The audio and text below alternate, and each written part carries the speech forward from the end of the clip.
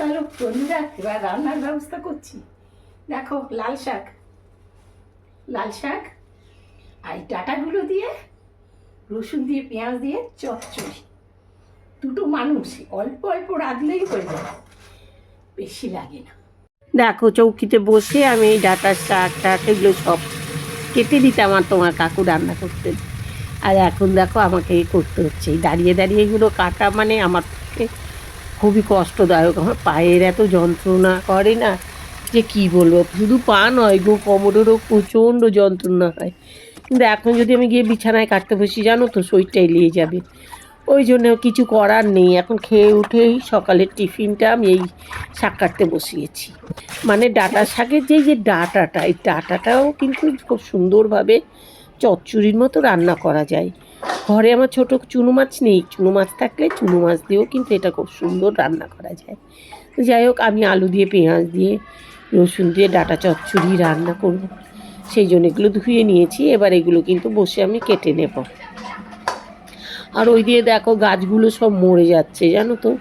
তোমার কাকু তো রোজ জল দিতেন, আজ প্রায় 1 সপ্তাহ হয়ে গেছে গাছগুলোতে জল পড়ছে না। গাছগুলো না একদম শুকিয়ে নেতিয়ে গেছে। আর ওপারটায় দেখো, আমার পক্ষে তো যাওয়া সম্ভব না, আমি ওপারটায় গিয়ে জল দিতেও পারবো না। গাছগুলো জানো তো সব মরে যাবে।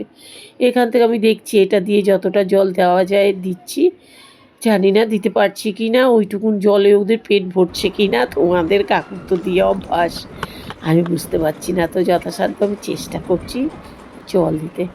এই দেখো মাটিগুলো কেমন ভিজেছে। আর এখানে দেখো দুপুর হয়ে গেল, তোমার কাকুকে খেতে দিতে হবে, তার খাবার দিতে চলে এলাম। এখানে টক ডাল, এটা মুসুর ডাল করেছি, তোমার কাকুকে টক ডাল দেবো না। এটা একটা চচ্চড়ি, এটা হলো ঝিঙে বটি, এটা হলো ডাঁটার শাক মিলেট। তোমার কাকু আচ্ছা, এটা টকের ডাল, এটা মুসুর ডাল।